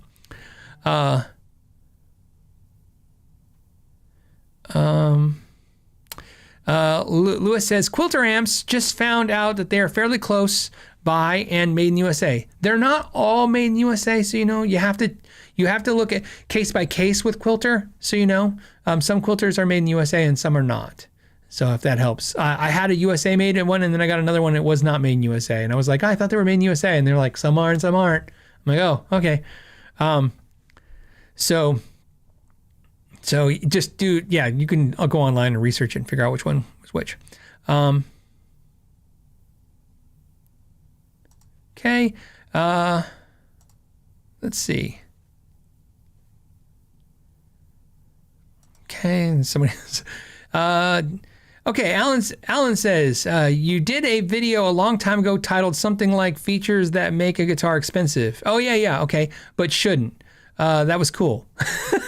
Would you revisit that? Sure, of course. I'm glad. Thank you, Alan, so much for that. A lot of times I'll make videos. That video was things that, I don't even remember what it was titled. Things that, like you said, things that make a guitar expensive but shouldn't, or something like that. And I did a ton of those videos, and I would do them all pretty on the regular every year. And if you notice, I do less and less each year.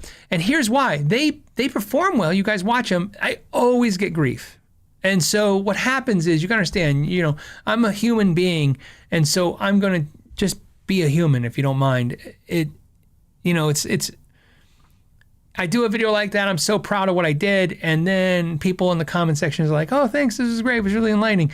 And then some company sends me a nasty email or calls me and rips me a new one for an hour because they didn't like it.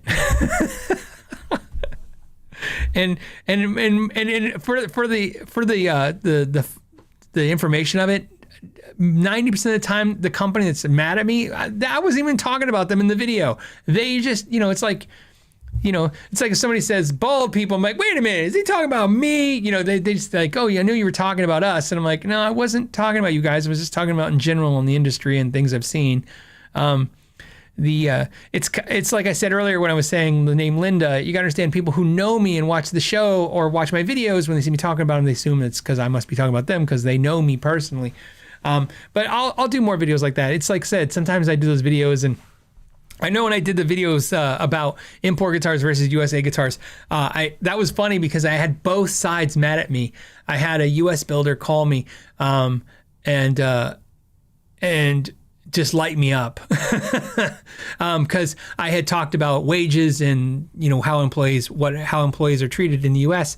And he was like, you don't understand. And I'm like, oh, I understand. I didn't say it was wrong or right. I was just explaining it. And then I had import builders call me and say that, and I was like, man, I pissed off both sides. That's pretty good. I'm like, I was batting 100. So thank you. I will revisit a ton of those videos because, like I said, when you mention those things, I go, yeah, I should do that. Why did I stop? And then you just made me remember why I stopped. I'm like, oh yeah, because I got a lot of grief for it, and I just didn't go back to it. So Shane says, Phil, I just recently disconnected the tone knob on my Super Strat. Thoughts on the need for a tone knob? You don't. I actually use a tone knob quite a bit, but I have guitars without them and I have guitars with them. I will tell you, better yet, here's what I'll tell you about tone knobs. Whether you have one or not, I don't think it matters. But more importantly, I don't really care. I don't really subscribe to the whole, if you remove it, somehow you're improving the sound of the guitar, you're getting more signal to the amp. It is true. You can test it and find that's absolutely true. If you go pick up straight to the output jack to the amp, you're going to get a little bit more signal than you did if you went pick up volume knob to output jack. And you're going to get a little bit more of that if you went, pick up volume knob, tone knob to output jack. Sure. You can measure it just like but here's the thing, but at that logic, I can get more signal if I use a 15-foot cable versus a 25-foot cable. Okay. And that's where, like I said, I went down those roads. I said, there is a difference because there is, but I decided I don't care. Like the difference doesn't matter to me. So if you're removing the tone knob because it's in your way, I say do it.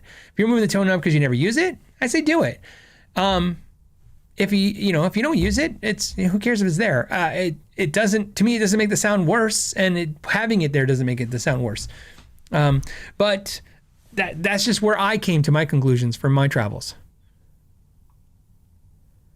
Chris says, my A2 doesn't have a tone knob and I don't miss it. I don't have a tone knob on my A2 either. I can't even remember for the life of me, because I just talked about that guitar. It's right here, right there. When I did that video a couple weeks ago on it, I can't even remember for the life of me why I deleted the tone knob.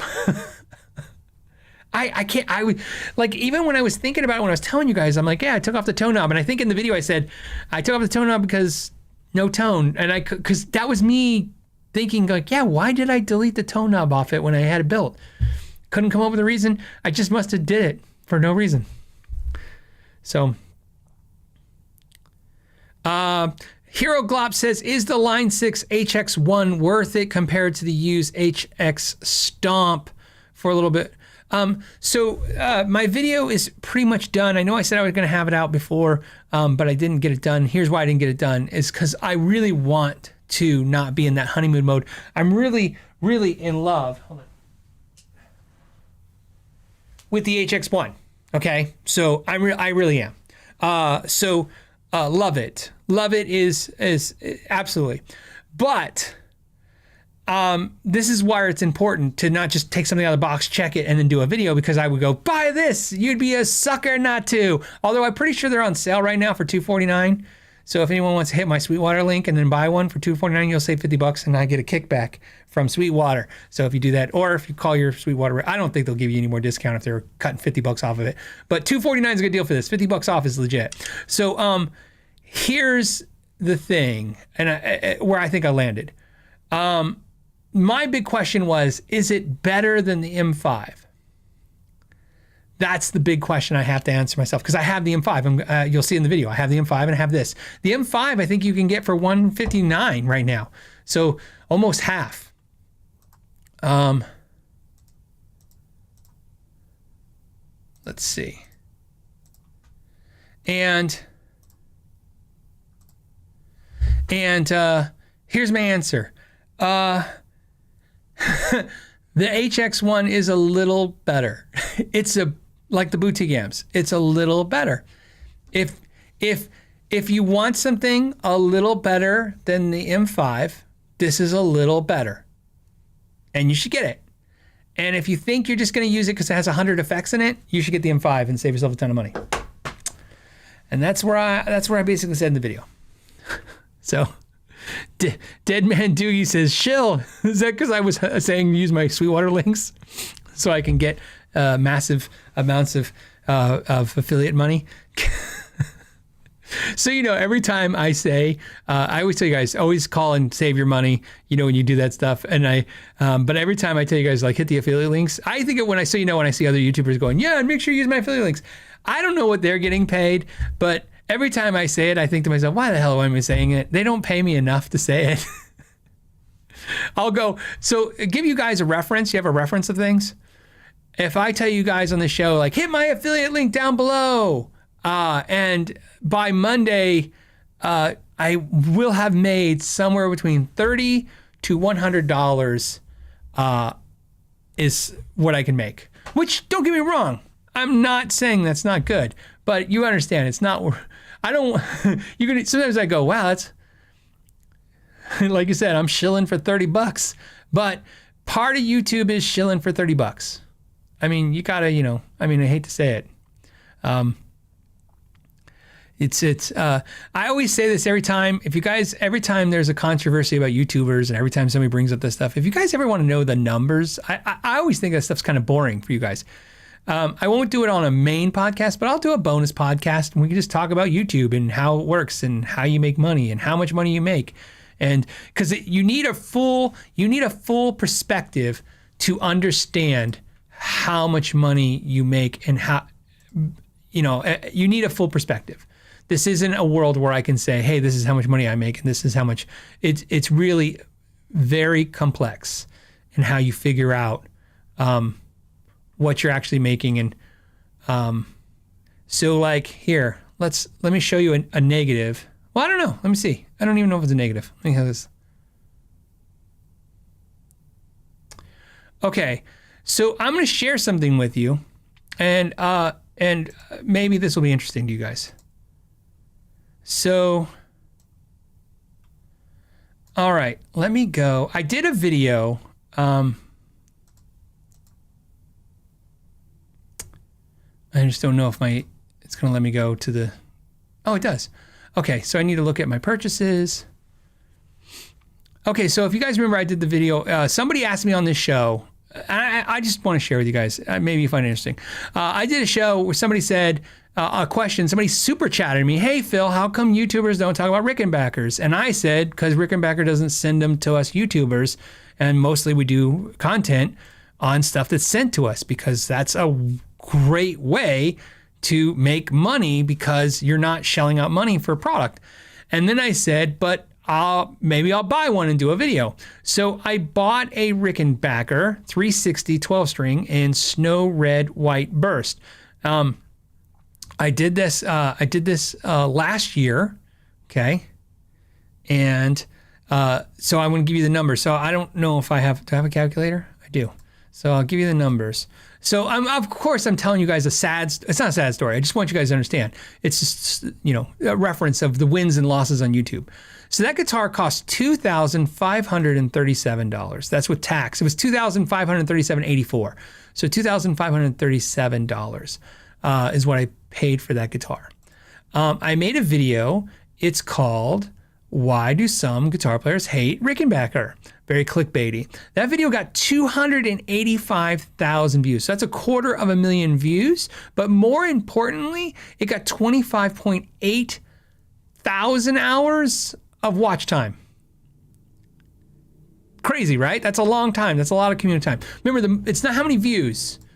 It's also how long. The longer you watch, the more ads are presented. The more ads are presented, the more I can make money. I don't get money if you don't. Like if you watch a video, I don't get anything unless there's an ad or if you're you're paying for the YouTube Premium. Okay, that video made, are you ready? A lot of money. This is not normal. So you understand, I could make a video that gets 200,000 views and only make $150. It has happened. In this case, I made $1,736. Okay, that's pretty good. So if you take 1,736 from the 2,500, I'm still $800 in the hole because obviously I bought this guitar. But I know what you're thinking. But Phil, you have the guitar. So, okay, well, I didn't want to keep it because like I said in the video, I didn't like it. And keep in mind, saying I didn't like it in the video is the dumbest thing you can do because now I just killed the resale value. Because if I would have said, hey, it's amazing, and then I put it up on Reverb, one of you guys would have been like, Phil said this was great. I'm getting it too. But instead I'm like, the neck's kind of small and it's not that great. So of course I'm killing it, right?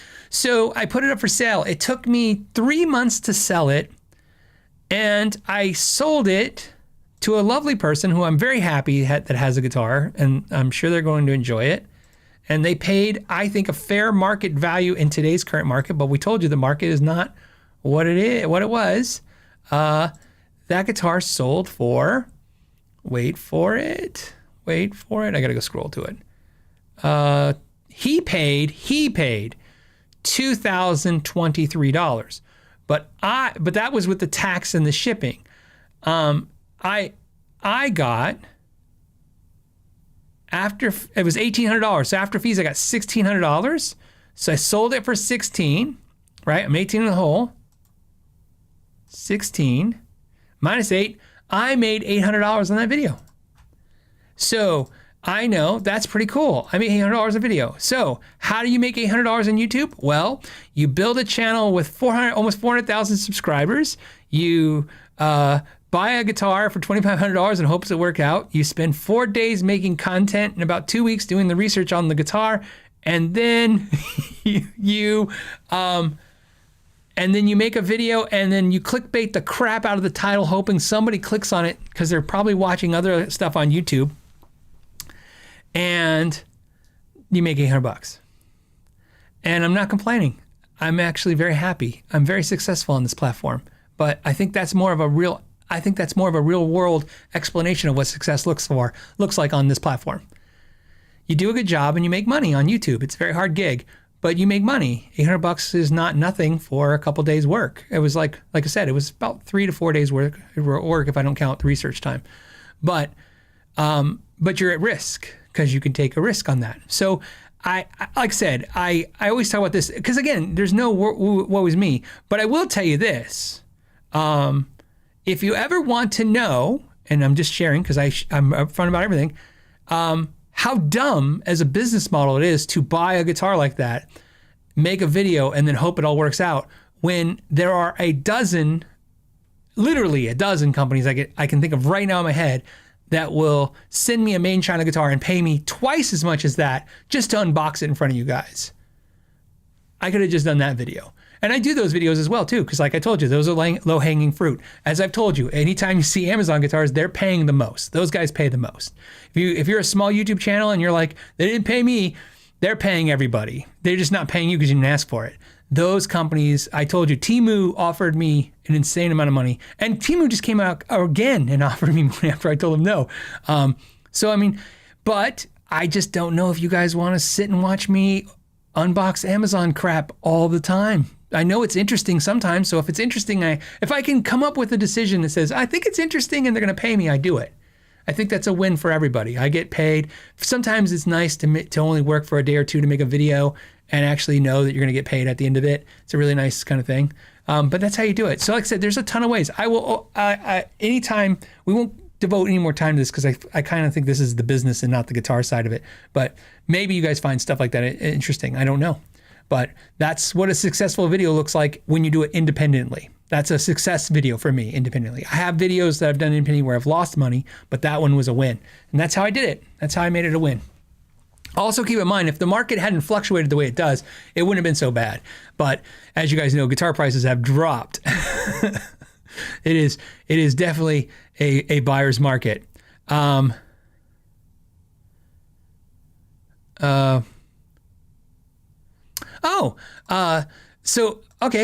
this is surrogates. What did I do? Go back. Oh, I know what I did. I jumped out of my super chat screen. Okay, so this came from Surrogates Dan Guitar. Says, this is a heads up on the new PRS DGT 15 amp. I was able to get an early pre-order in and it arrived yesterday. I love it. Dude, I love that amp. I will tell you, I obviously I didn't say in the video, it wouldn't have made sense, but I begged PRS to send me that amp. As soon as I heard about it, I wanted my hands on that amp. So you guys know I did work out a deal to keep that amp. As you know, sometimes that's that sometimes stuff has to go back. That PRS amp, I not only said, hey, I would love to do a video, please, can I do a video? I want to try it, and also, can I keep it? Yeah, they just let me do it. Somebody said, what do you say, Ed? Somebody said, oh, they're talking about, it's a hard way to make a living. Oh, Ed C says, Phil, YouTube is a hard way to make a living. It is, but it's fun as hell. I mean, look, we're sitting here hanging out talking guitars. It's not, again, please don't take it. I have an amazing Patreon account that fuel the fire of this show and fuel all this stuff. Obviously, there are very nice guitars behind me. We're doing very fine on the channel. And I don't want anything other than just you guys to have an honest representation of what's going on out there. That's all it is. Look, the majority of the people watching my content aren't you guys. And they don't care how it's created. They don't care how the pie is made. They don't care how anything's done, right? They're just watching the content. But you guys are here. If you're hanging out here, it's because you find probably this stuff a little bit more interesting. The industry, the YouTube, the guitars. So we talk about it. That was the whole point of doing this show, was to have a conversation about all this stuff. Zubar says, Phil, have you considered, selling out? Oh, every freaking day. Anyone who says, I would never sell it, they're lying. Just no one's even, the only good news is 9 out of 10 times, whatever they're trying to get me to sell out for, the number is such a joke. I don't even have to consider it that much. I just kind of chuckle going, oh, if I was going to sell my soul, it's not for that. But every once in a while, I get a wow, okay. I don't know. I think it's very easy to, and I do sell out. So in my opinion of myself, sometimes I like the word compromise. I compromise a little bit here and there. What I mean by that is I'll go, yeah, okay. I mean, I don't compromise on my policies, which is like I don't do scripts, I don't do bullet points. I very rarely do I do timelines. In other words, like a video, done in a short amount of time. But do I? I'm trying to think of like what I would consider like more of a sellout thing for me personally. I think for me, a lot of times it's actually, you know what? I probably sell out the most to you guys, like not, I hope this makes sense for you guys. Like sometimes I go, oh, I'm not interested in that, but man, they'll watch it. So then I'll go, okay, I'll do it because they'll watch it. And so sometimes that's nice because it pays the bills, but also it's nice because you guys watched it and you loved it.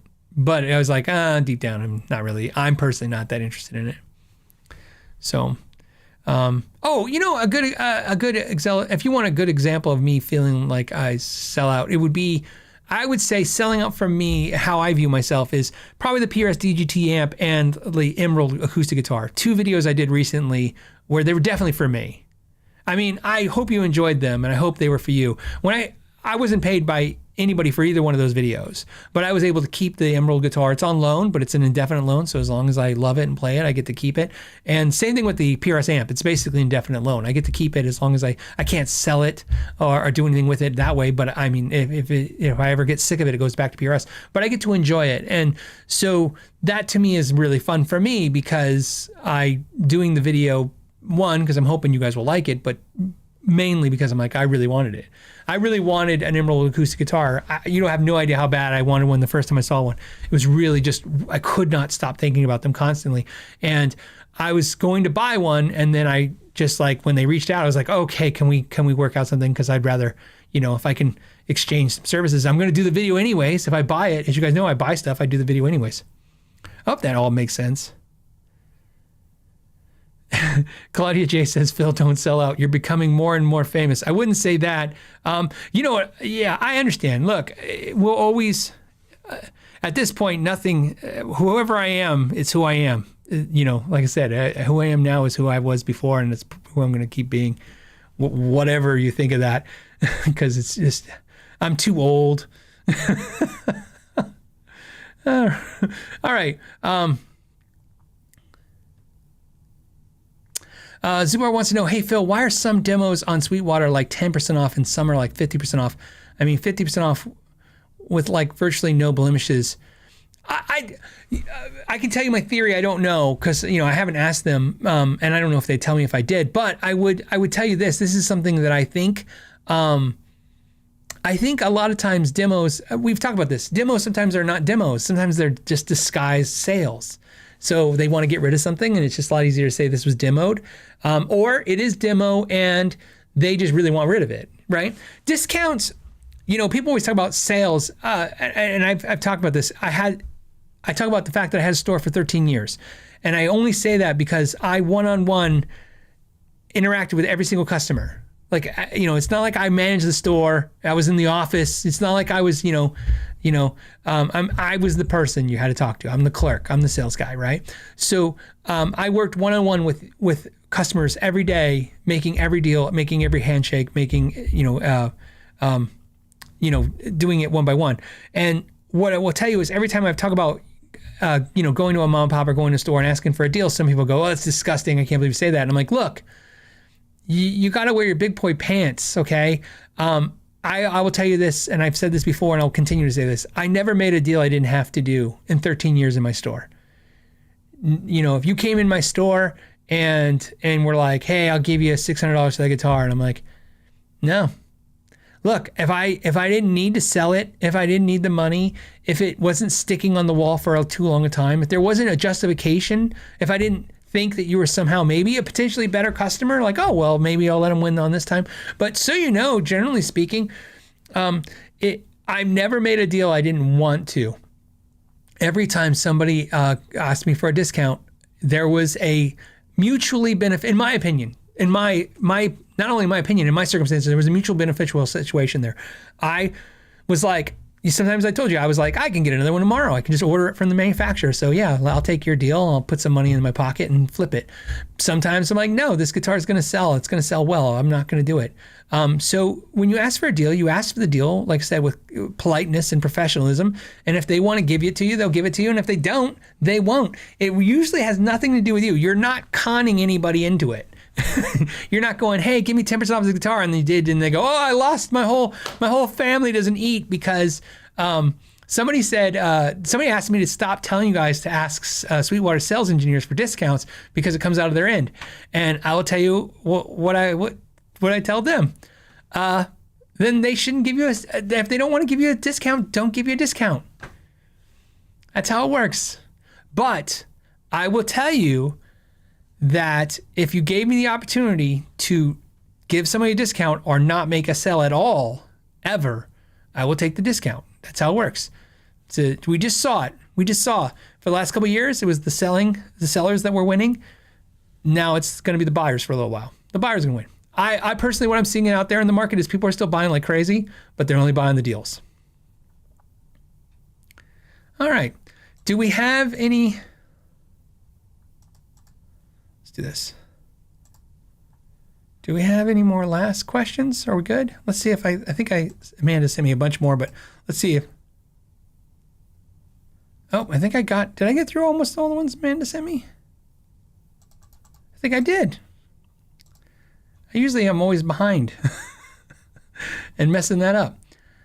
Okay, and let's go back here. All right. Okay, so I think we did it. We did it. As always, I want to thank you guys so much, but I do want to remind you that you can enter to win this beautiful Gretsch guitar right here. Like I said, it'll come with a custom Gretsch case. It will come with some KYG stickers, KYG picks, and some iron-on patches. So and if there's other swag, we'll throw some stuff in there too. But a bunch of KYG swag. And the contest is on June 14th, and I'll announce the winner on that day of that show. So you have a little bit of time to enter. And so I hope you do. And you can go to our website, Know Your Gear. That's why we send everybody to our website, because that way you're going to a credible place. It's my website. You're going to the knowyourgearpodcast.com website, and then it takes you to King Sumo from there. You can go straight to the King Sumo site, but and I pay for that service, so you know. I just want to be very clear. I pay King Sumo for the service of keeping your information and also doing the randomizer to pull the winner, but also I also pay so that they don't advertise to you or do anything with your information or anything. So I know some of you guys said that they were sending you ads back in the day or something. That's why I paid for it now. I paid for a lifetime membership to them so that you don't have to deal with any of that stuff. So I think that had to do with, it's like StreamYard, all that stuff, you know, because I wasn't paying for the service. You're going to get ads and stuff. You shouldn't get that anymore. And then we'll end on this last one. This one came from Raymond, who says, I took back so many guitars to Long and McQuaid. They hate me. You mean like exchanged and returned? That's an interesting thing. I don't know if that's a thing. I find that when it comes to returning items, the customers who spent the most money in my store returned probably the most. So it's more of that's the logic, right? Like if you buy 20 guitars from a dealer and you return like 6 or 7 of them, it's going to seem like a lot of guitars, but it's not really percentage wise. To me, it's weirder when you buy like 2 guitars and you return both. That's kind of weird. But usually, I don't think they care, to be honest with you. I think that's the business. Everybody's learned from Amazon. The business is, the more you buy, the more you're going to return, but the more you're going to end up keeping and the more they make. So that's my 2 cents on that. I don't know if there's an actual worry to be had there. All right. On that note, guys, I want to thank you guys for hanging out with me. We've got a lot of cool videos coming out this week. In June, I'm trying to put out more videos than I've ever put out before to see how that affects the algorithm. So we're going to have a little bit more content coming in June. And then, like I said, don't forget, there's in June 14th, you can see Larry Mitchell at Zim's Guitars for a free clinic. And if you want to sign up for my Patreon, $5, you can get to see my clinic on the 5th. And we're doing, that's a repair clinic where you get to ask me anything repair. And we don't, I should point that out, I'm so sorry. When we do the repair clinics for the patrons, it's in the actual repair shop. We stream it from the repair shop, not from here. So I pull out my tools and we talk about the problem and whatever, and we go through it. So just letting you know, if you want to do that, you can do that, sign up for that if you want to do that for $5. On that note, I'm going to let you guys go. I hope you guys have a fantastic weekend. Play some guitar. And until the next time, know your gear. The Know Your Gear podcast. Today's episode of the Know Your Gear podcast is brought to you by Patreon members, channel members, and viewers who like and subscribe.